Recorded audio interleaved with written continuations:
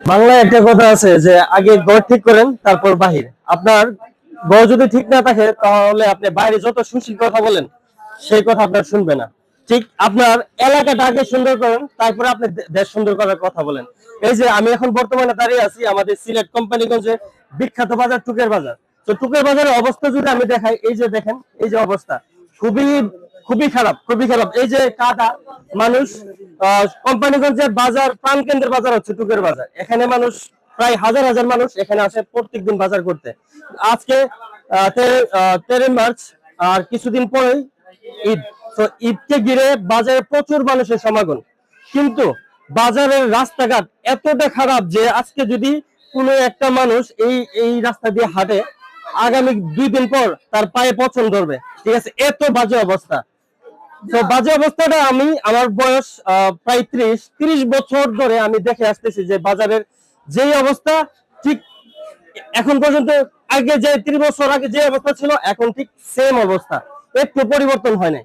কিন্তু কিন্তু বাজারের সভাপতি প্রত্যেক বছরই পরিবর্তন হয়েছে, কিন্তু বাজারের অবস্থা কোনো পরিবর্তন হয় নাই। বাজারের সভাপতি হওয়ার জন্য প্রায় সময় দেখা যায় 2-3 পক্ষের মধ্যে ঝগড়া হয়, মারামারি হয়, কাটাকাটি হয় এবং জেল পর্যন্ত হয়। কিন্তু দুর্ভাগ্যের বিষয় হচ্ছে বাজারের উন্নয়ন নিয়ে কেউ কথাবার্তা তো দূরের বলবে, তো দূরের কথা, কেউ এটা নিয়ে আলোচনা করে না।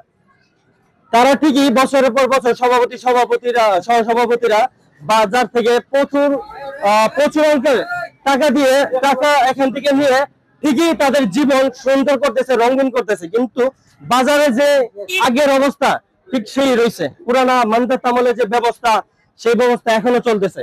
বাজারে যদি বাইসেস একটা অগ্নিকাণ্ড হয় বা কেউ একটা দুর্ঘটনার শিকার হয়, এখানে কোনো সিসি ক্যামেরা নাই। ইভেন যে কোথাও যদি আগুন লাগে, ঠিক আছে, এটা যে আগুন নিবারণ করবে, এটা কোনো ফায়ার সিস্টেম কোথাও এখনো কোনো চালু করা নাই।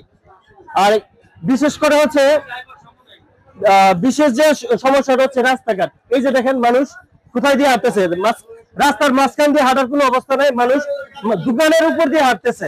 ঠিক আছে, তো বাজারের এই যে দুর্ভোগ, আমি কোম্পানিগঞ্জবাসীর এবং টুকের বাজার একজন গ্রাহক হিসাবে যে বাজার ব্যবস্থাপনায় আছেন, সভাপতি সহসভাপতি যারাই আছেন এই সংগঠনে, আপনাদের প্রতি বিনীত অনুরোধ, অন্তত কাস্টমাররা কিন্তু এই বাজার প্রতি খুবই অসন্তুষ্ট। কারণ শুধু অবস্থার জন্য এবং আপনারা যে ব্যবস্থা, বাজে ব্যবস্থার জন্য। ঠিক আছে, টুকের বাজার এতটা জনপ্রিয় কোম্পানিগঞ্জের মধ্যে, টুকের বাজার এমন একটা সেন্টারে পড়ছে, টুকের বাজারের একটা সৌভাগ্য টুকের বাজার বাসীর মানুষের, যে তাদের বাজারে মানুষের আসতে হয় কোম্পানিগঞ্জ বাসীর মানুষের। তো আপনাদের প্রতি অনুরোধ, বাজার ব্যবস্থাকারী যারা আছেন, এই বাজার রাস্তাঘাটের প্রতি একটু আপনারা নজর দেন। এটা উন্নয়নের পিছনে আপনারা একটু সময় ব্যয় করেন। তো সবাই ভালো থাকবেন, সুস্থ থাকবেন, আর নিজের খেয়াল রাখবেন। আসসালামু আলাইকুম।